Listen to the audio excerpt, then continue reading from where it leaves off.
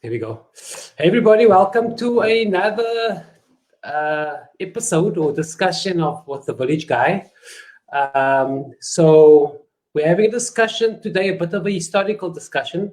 I came across an article quite some time ago, but I just didn't get to it because I wanted to have this interview live, but of course lockdown limited quite a lot of things that we wanted to do. So the article was about the Ou Tuin. There was a matter regarding the fields, La Rochelle sports field. And I thought it'd be a good conversation just to find out more about what the whole issue about it was. And I saw in one of the articles, and I saw in most of the articles that our guest tonight was involved in the matter. And of course, his name is Moutie Richards. And he's going to give us a bit about background about it. What's it all about? What does it mean for the Ou Tuin? Why is he involved in the Ou Tuin? So, Moutie Richards, Mr. Richards, how are you? I'm fine, thank you. How are you? No, can't complain under lockdown. So, good. Yeah, same abiding by the rules of the laws of the land. Yes. Thank you so much for your time. So I just wanted to chat a bit about the article. So just maybe for the viewers' sake, just give us firstly background into your involvement for the Ou Tuin community. I think it was the applicant was the Ou Tuin community. Your involvement in the community, why you involved in the Ou Tuin community. And yeah, then we'll go on to the matter at hand. Over to you. Okay, thank you. Thank you for having me. And first of all, let me say that I'm a huge fan. Thank you. I think you're doing a very good job, excellent job in what you are busy with doing, and that is informing the community of what is happening out there, and informing them about the history of Paarl and letting them know who is who in Paarl and in Wellington, of course.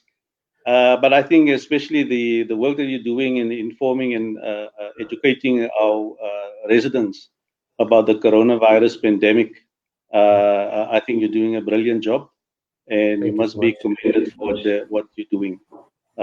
We need that kind of educational background of education. And we need the people to adhere to the regulations. But thank you for that. Thank you. Yeah. Let me start off by my involvement in the Ou Tuin or the land claim is obviously because I was born on the hockey field. My parents lived, they owned the property there. And we lived at number 69 Maleba Street. It's in the middle of the hockey field where it is situated now. And I remember our telephone number was 1010 when we lived there. So, yes, I was born in 1959 on the hockey field, and my parents were Ahmad Richards and Hajira Richards. He was a cabinet maker or a furniture. He had his own factory there. And in 1967, the Group Areas Act forced us out of our house. We lost our house. And so other people in the Ou Tuin. And we had to move.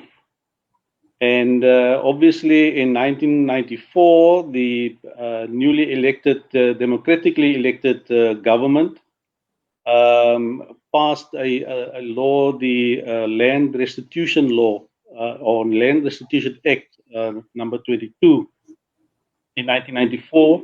And it allowed those people that were forcibly removed and dispossessed of their property and their land to claim or lodge claims for compensation. And there were options. You could have financial compensation, or you could have your land back if it was possible. It's still available. So yeah, and then obviously in 1995 we were part of a lot of people that were dispossessed, that lodged claims, land claims, and that is where it started in 1995 already, Wow. which is 5 years ago, and it was a long process since 1995. And for Tell a me lot of people, something. Tell me something, Mr. Richards, before we just go to that part. For the viewers, or let's call it maybe the generation that doesn't know where the Ou Tuin is in Paarl, maybe if you could just paint them a picture of where it is in Paarl, and yeah, just a bit of the significance of it. Of course, we know it's a historical place. Rugby clubs have been established in those areas. So maybe just give us like a 2-3 minute history of where it is and its significance in the Paarl community. okay, the Ou Tuin as we know it is bordered by the Berg River, right? And by where Shoprite Center is now, and the court and the police station on the south side, and the Bredar Street to the west. So that was basically formed the Ou Tuin as we knew it in that time. But there's new research that showed that the Ou Tuin extended further than that. But that is basically where the hockey field was basically in the middle, where the municipal buildings are. You can see some of the mosques, the 2 mosques are still there. That form part of the Ou Tuin. So that is basically where the Ou Tuin is located, or was located. And people must, I think the older people that are still alive and our generation, we can still visualize the houses that were there.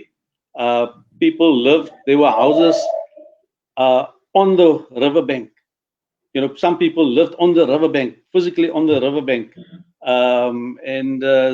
So yeah, there were houses between the 2 mosques. Basically, if you can visualize it like that, there were houses. People were living where the municipal building is now, what we call the Valgebouw. That is where people. There were houses there. People lived there, and I think your parents, I think, also lived in that area, and they will probably know more about the Ou Tuin than I do.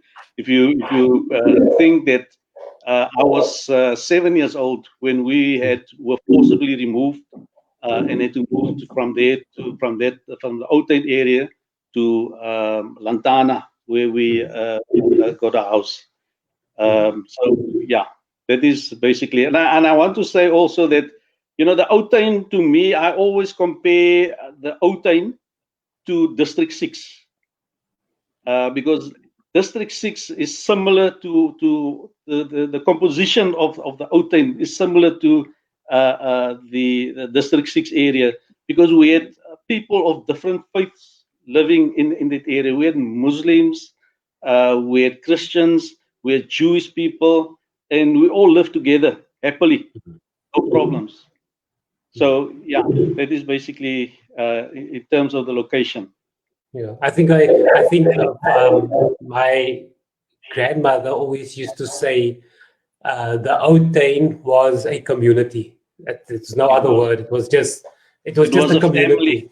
Yeah. Everybody knew each other. It was a family, and there was great respect between. I mean, there are so many stories about how people lived, and I mean, the neighbors knew each other at that time, and there was respect amongst each other, even amongst the religions. The different people of different religions respected each other. They respected their religions. And that is was the fiber of the community. They were family. In fact, some of them were family. Even Christian and Muslims were family, like we have now also. So the bond was quite it was strong between the people that lived there. I have a story that with my involvement in the land claims over the years since 1995. There was also a land restitution committee established in 1995. I was the secretary, and Mr. John Martin was the chairperson elected at the first meeting of where everybody came together, and we decided to assist those people that wanted to lodge claims. And I assisted many people coming to me and filled in their forms, assisted them. And we had different stories. You heard different stories of how people were living there. I mean, there was one lady, Auntie Mai Hutang. She was a teacher. She told me once that, when the call for the Adhan went off in the Ou Tuin, then especially the evening prayer, then her mother would tell her to come inside because it's what we call Maghrib. It was a time for prayer. Muslims had to go and pray, and that is everybody else had to go inside because they respected each other. That was the respect that people had for each other. It's just one story. I'm sure there are people out there that maybe you should find them. Even your father will probably have a lot of stories, better and more stories to tell than I have, because remember I was small when we left there. But from what I know is that this is what I'm saying. But there are other people that have got more stories to tell. Maybe you should interview those people also at some point. Yeah, I thought about it, but I think that generation won't be on Facebook and won't be able to manage this type of conversation. Just one question before we move on. Do you know the amount of land claims there were for? I mean, is there an amount that was submitted? Look, I can't give you offhand the amount of claims that were submitted and lodged. But since 1995 up till 1998, a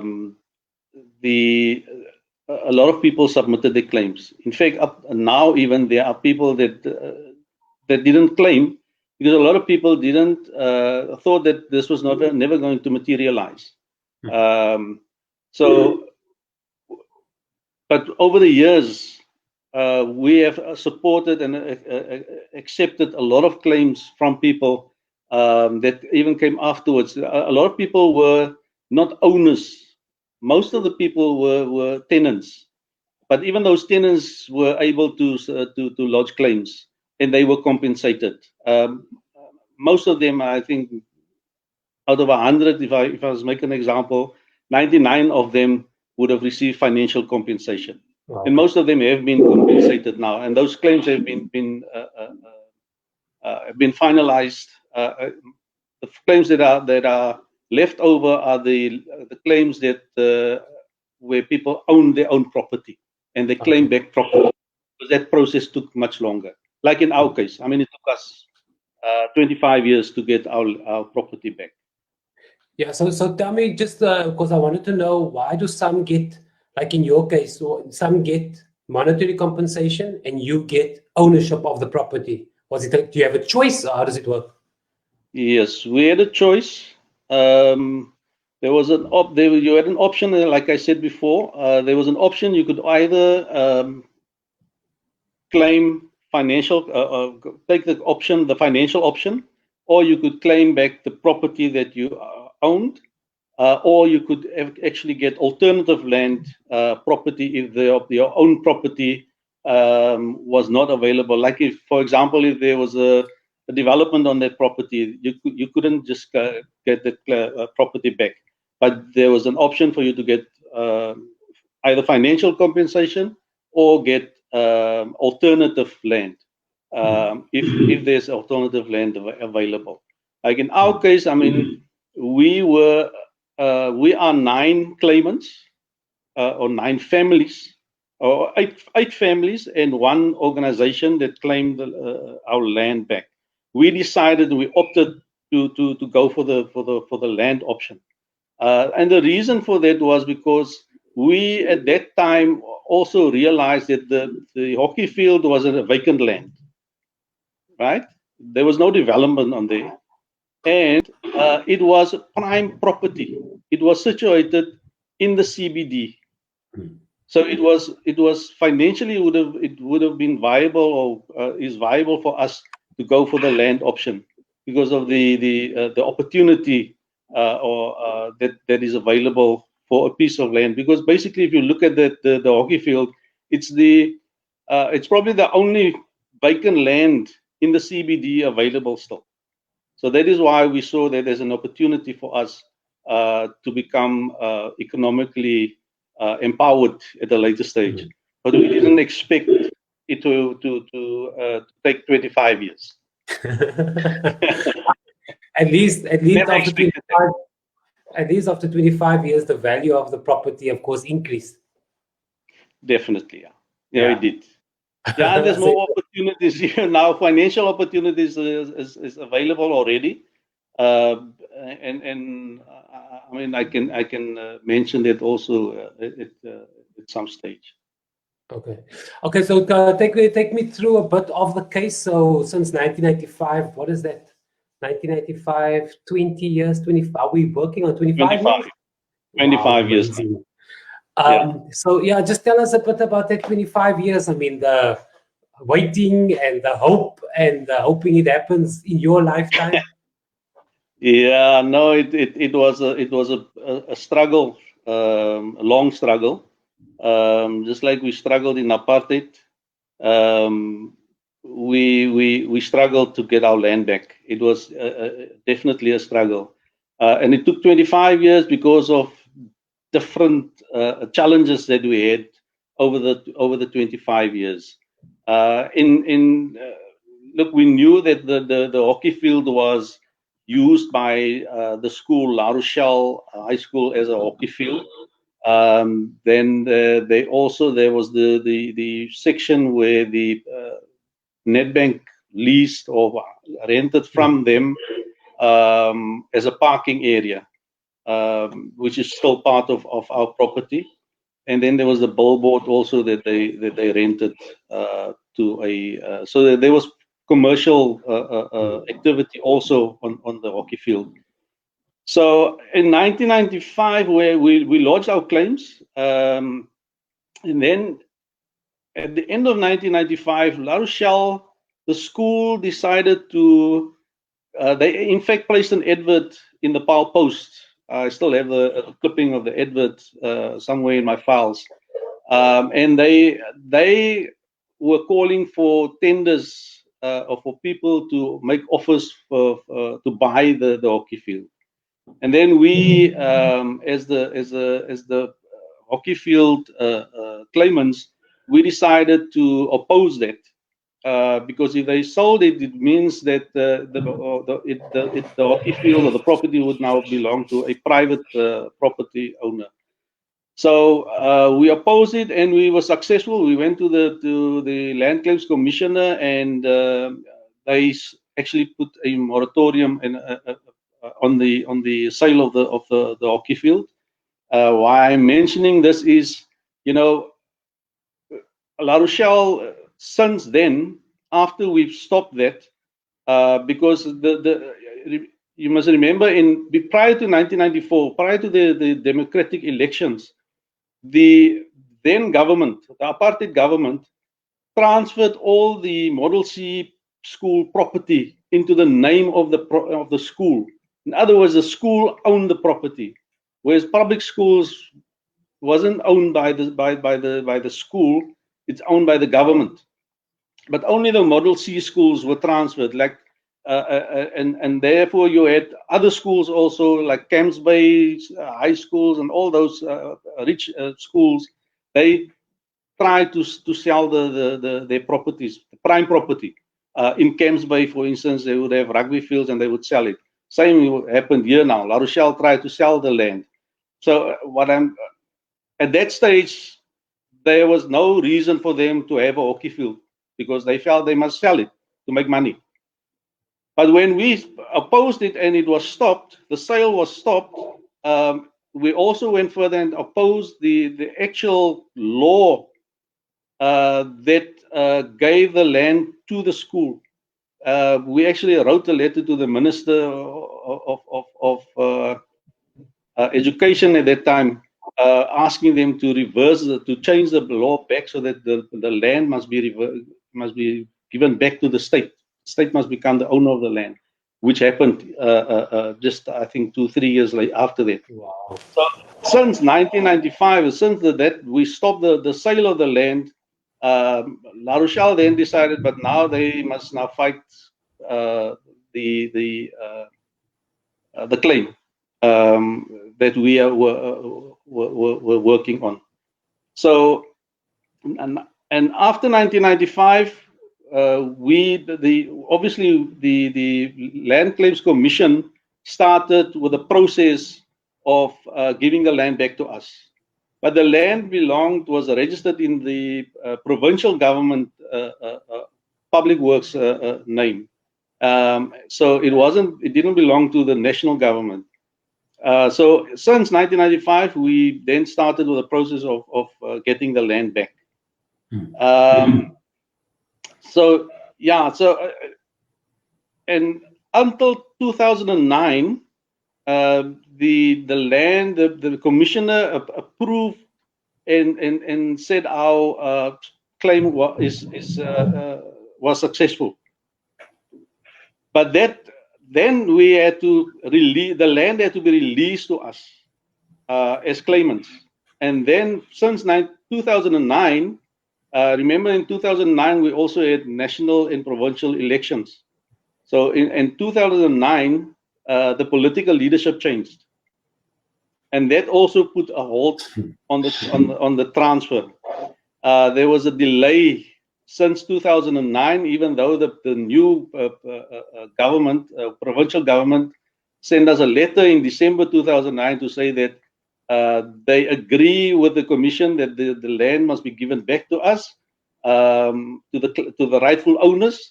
But since 2009, then nothing happened. We struggled to get the land released. And then in 2016,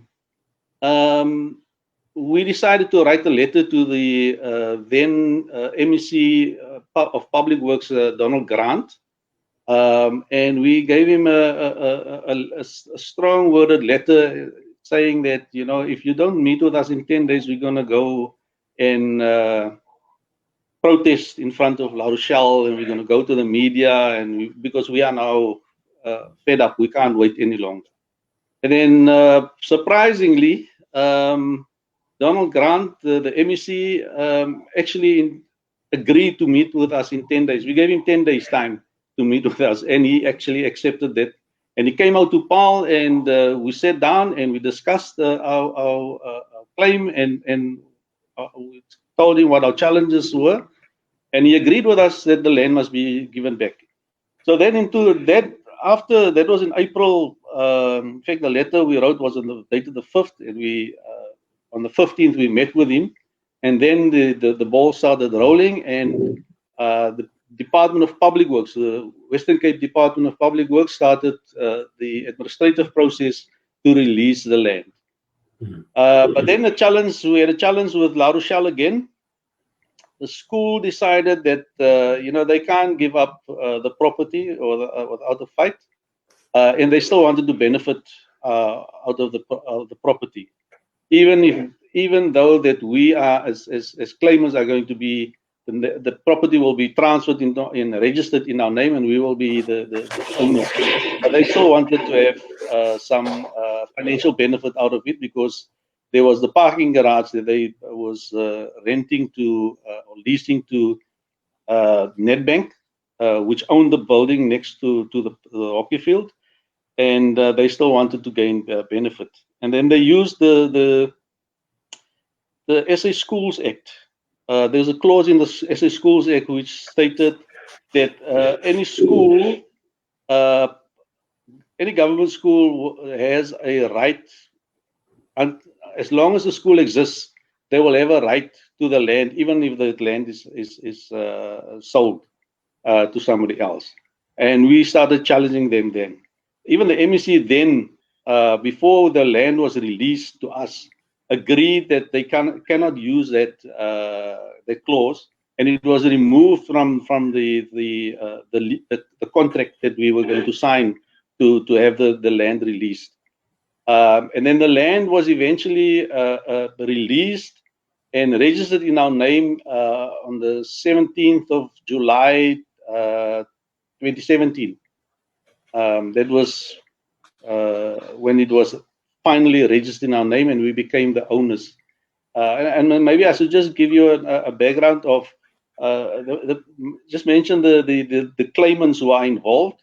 There are, as I said, there are 8 families in one organization. Now the families is obviously are my own family, the Richards family, myself and my siblings. Then there's the Huzen family, the Esop family, the Murat family, the Abrams, the Wyatt's, the Latif family, and then there's an organization called the Weldadigheidsgenootskap. This organization consists and have a membership, their own membership of 150 families, which form part of the Weldadigheidsgenootskap. So they a large organization and a large group. Sorry, and then there's also the Mrs. Daimpies, who's also a claimant, and that forms the claimants. So we decided to come together then already to form a group. Okay. Let me just say that the families before we could the property could be registered in our name, we had to form a legal entity.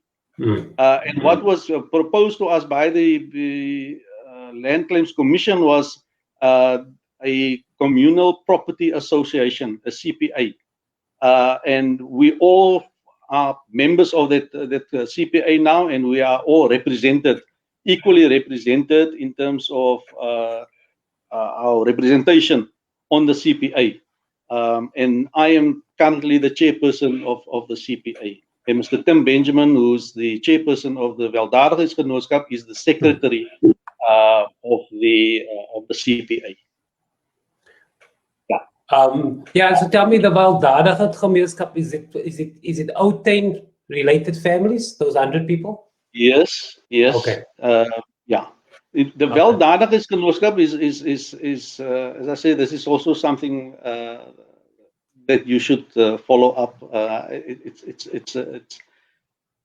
They were formed, I think, in the 1880s, somewhere there, as a group. Yeah? They came together, families came together, and they contributed monthly or weekly, a tikkie or whatever, and they formed this group. And with the money that they received from their members, they managed to buy property on the Ou Tuin area and elsewhere, and property with houses on, which they then rented back to their members. They also had funeral benefits for their members. So it was like a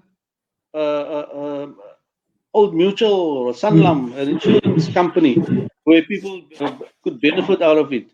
And if it wasn't, I always say, if it wasn't for the Group Areas Act, which removed them, and when the group areas came, they had to stop,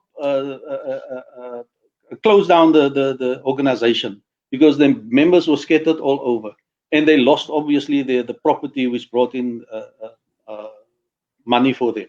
But it was they would have been an Old Mutual or a Sanlam in Paarl. And because of all the property, I mean, if you just think of the property that they own, then there were other similar groups, also in Ou Tuin and in Paarl, who had the same vision and the same objectives as those as the Weldadigheidsgenootskap. So they were very strong, and they were financially very stable and had financial muscle at that time already. Because I mean, if you could provide funeral benefits to people, to your members at that time already, it's admirable. Yeah, no, I think it sounds interesting. Maybe I must look up a bit about them. 1880s, quite some time. Yeah. Mr. Richards, so tell me, what does this mean for your Ou Tuin community? And I mean, what's the intention of the field now going forward? Well, look, as I said, the property is now registered in our name. After the property was registered in our name in July 2017, because we were the owners. In fact, the reason why the property was fast-tracked, the transfer was fast-tracked, is because we went to the Department of Public Works and to the Land Claims Commission as the committee, and we made a proposal to them to say that, look, we've been waiting for the land, and it's not happening. We are prepared to lease the land once it's our land, to lease the land back to you, so that La Rochelle can continue making use of the hockey field until they get alternative land, because that was also La Rochelle's fight. They wanted alternative land because they say they've been there for so many years. They want a similar place to do their hockey field. Although they never wanted the hockey field in 1995, they were prepared to give it up. But then the government, the Western Cape provincial government and education, public works and education, decided to accommodate them and give them alternative land. That is also a process. It's happening at the moment. But we went and we gave them that proposal, and they accepted that. That is why we gave them. We said we will give them a time of 2 years, a lease of 2 years to public works, so that La Rochelle can use it. And in that 2 years, La Rochelle must then find alternative property for their hockey field. But because of the delays in the process, we actually ran out on the first 2 years, and we went and said, okay, we'll give you another 2 years. And that process also, even to sign the lease agreement, was also faced with many challenges. In fact, we had to. We were struggling with especially with La Rochelle, because they had their own legal advisors, and as I said, they still wanted to benefit out of the land. They said that they want to be part of that land or make use of the land until the school doesn't exist anymore. And we had to get our own legal representative. We had Mr. Advocate Chris Kilowan, who represented us in the process. We didn't go to court. We didn't have to, because we settled the negotiations out of court. And eventually we got La Rochelle to agree that they will, after they've left the hockey field, they will no longer take part or say that they still have a say in the land. So after the lease agreement expires, which will happen now next year in July 2021, if they've got their land, the hockey field ready, they will leave, and we will be the owners of the land, and then we can do with the land what they want. So that brings me to the future. We've waited about 25 years just to get the land back. We are fortunate to now, as I say, we do have an income because of we leasing the land to public works, and they're paying us a monthly rental. But when that lease agreement ends, obviously we need to look at the future of how we're going to develop the land. And at the moment, we are busy. We are in the early stages of starting to plan what we want to do there. And basically, we would like to have a mixed development. We don't have any final plans or final. We're still thinking of what we want to do there, but we definitely want to do a development there. Prime property. The value of the property can be is very high, and it can be higher once it's been rezoned. Currently, it's zoned for educational purposes, but we intend zoning it for business purposes. And the idea is to have a mixed development where we will have housing, business, and whatever we can, whatever is viable. But obviously, it needs money. Any investment needs money, and we don't have that kind of capital to invest in our personal capacities. So we're going to have to see how we're going to do the development and getting partners to assist us. But we are busy with it, and we've got some expertise on our committee as well to look at those things. And the commission has already appointed, and we've agreed with them to appoint a service provider that assists us with the development and the planning of the development. As I said, the pandemic has now also delayed that process. We only signed the lease agreement with Public Works in February this year. And just after that, in March, the pandemic came up in the lockdown. So we haven't been able to do much during this time. So that is also a delay. Okay. Okay, yeah. So very, very interesting. Maybe you can have a small Ou Tuin museum building there with a few photos of the rugby players. A few. Well, that is definitely part of our plans. Is to have a museum of sorts there, so that we can depict, what happened there. I mean, everybody knows. I mean, the Ou Tuin produced a lot of not only sports people, different people of high caliber. Davis Amai was the one person that stands out. He went and played international tennis in Wimbledon. He was part of the Ou Tuin. That is where he learned his tennis. And so are there other sports persons, but there were other people also that produced high quality goods. We had tailors there, we had hawkers, fruit and veg hawkers, fish hawkers, business people. We had the Woozens and the Esops had their shops there.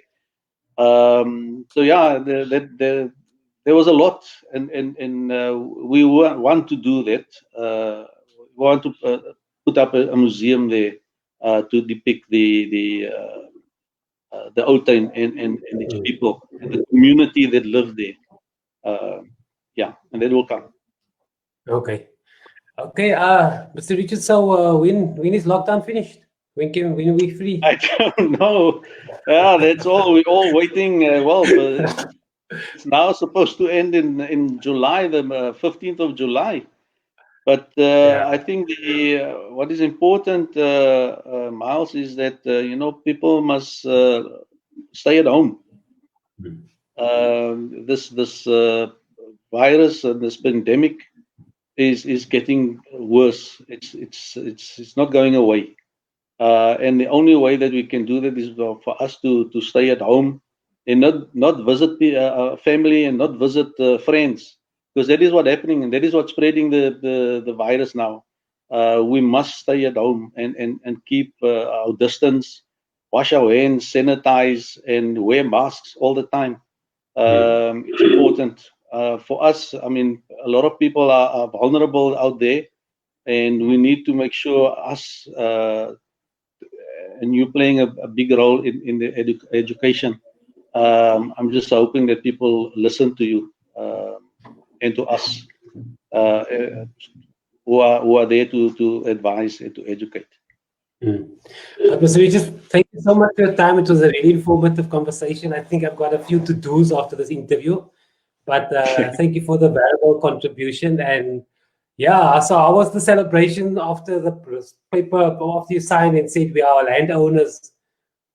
Well, we haven't even couldn't have a celebration, proper celebration, because of the virus. Because remember, we only signed in February the lease agreement. But hopefully after the lockdown, we will have a look at that, because we also do, as the association must have their annual general meeting soon after the lockdown, and then we will plan a huge celebration, because it is something that we deserve, especially the claimants. And as I said, most of the claimants are old now, and before we lose them, also we need to make sure that they also benefit out of this claim. Yeah, and I also need to get their stories before we lose them. So no, definitely, especially with the Weldadigheidgenootskap, there are also a lot of old people there. So yeah, I would advise you, people like Mr. Tim Benjamin. He's been there since the beginning, and his father was there before him. So it's something that's goes from one generation to another generation, and they've got a beautiful story to tell. Definitely a beautiful story. Okay, thanks for the heads up. Thank you so much for your time, Mr. Richards, and we'll chat again soon. Okay, thank you. Keep well. Thank you. Bye bye. Thanks. Bye. Bye.